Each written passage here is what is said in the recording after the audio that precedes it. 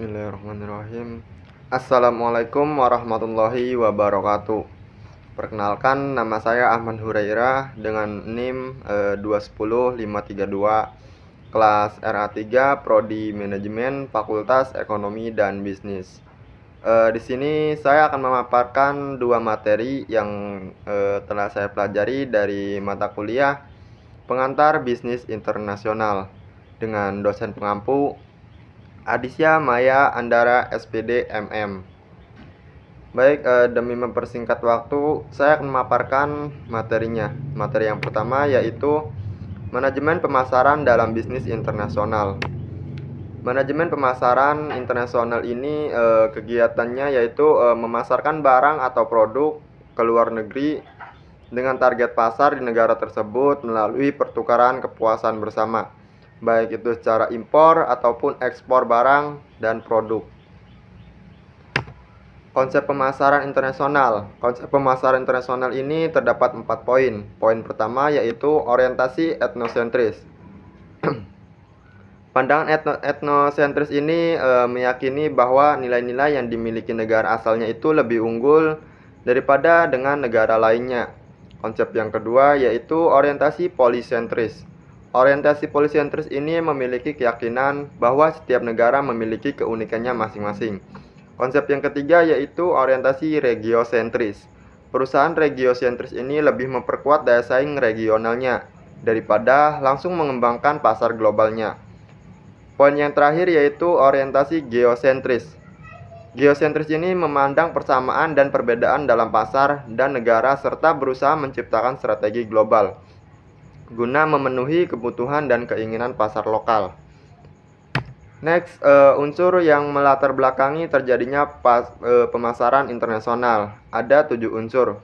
Unsur yang pertama, orientasi manajemen pemasaran internasional. Unsur yang kedua, kerangka kerja moneter internasional. Unsur yang ketiga, sistem perdagangan. Unsur yang keempat, korporasi global. Unsur yang kelima, perdamaian global. Unsur yang keenam, pertumbuhan ekonomi domestik. Dan unsur yang terakhir yaitu teknologi komunikasi dan transportasi.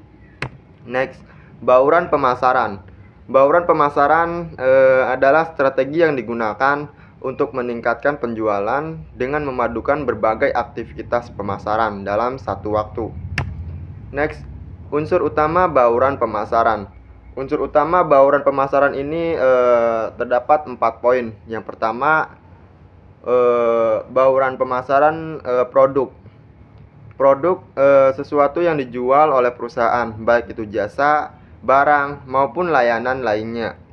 Yang kedua yaitu harga. Biaya yang harus dikeluarkan oleh pembeli untuk membeli dan menggunakan produk yang ditawarkan. Yang ketiga yaitu tempat. Tempat mengacu pada lokasi di mana konsumen dapat menemukan, menggunakan, dan membeli produk yang dijual. Yang terakhir yaitu promosi. Cara untuk mempromosikan suatu produk agar dapat menjangkau target pasar sehingga menghasilkan penjualan. Baik, itulah tadi materi yang pertama. Next, ke materi yang kedua yaitu MSDM dalam bisnis internasional. Pengertian MSDM internasional. Menurut Dowling, manajemen sumber daya manusia internasional adalah penggunaan sumber daya internasional untuk mencapai tujuan organisasi tanpa memandang batasan geografis. Jenis-jenis SDM global terdapat 3 poin. Yang pertama, ekspatriat. Ekspatriat adalah seorang karyawan yang bekerja dalam sebuah operasi yang bukan merupakan warga yang berasal dari negara di mana operasi itu ditempatkan, tetapi karyawan tersebut merupakan seorang warga yang berasal dari negara di mana kantor pusat organisasi setempat. Yang kedua yaitu warga dari tuan rumah. Seorang warga negara tuan rumah adalah seorang karyawan yang bekerja untuk sebuah perusahaan dalam operasi yang merupakan seorang warga dari negara di mana operasi itu ditempatkan, tetapi kantor pusat perusahaan tersebut berada di negara lain. Yang ketiga yaitu warga dari negara ketiga. Karyawan ini adalah seorang warga dari satu negara yang bekerja di negara kedua. dan dipekerjakan oleh sebuah organisasi yang berkantor pusat di negara ketiga.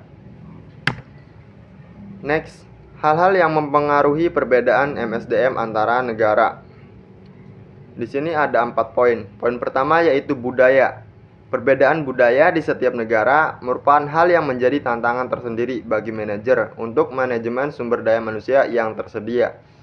MSDM harus mampu untuk menciptakan kondisi yang baik antara pekerja dan lingkungan budaya di mana mereka berada. Yang kedua yaitu pendidikan.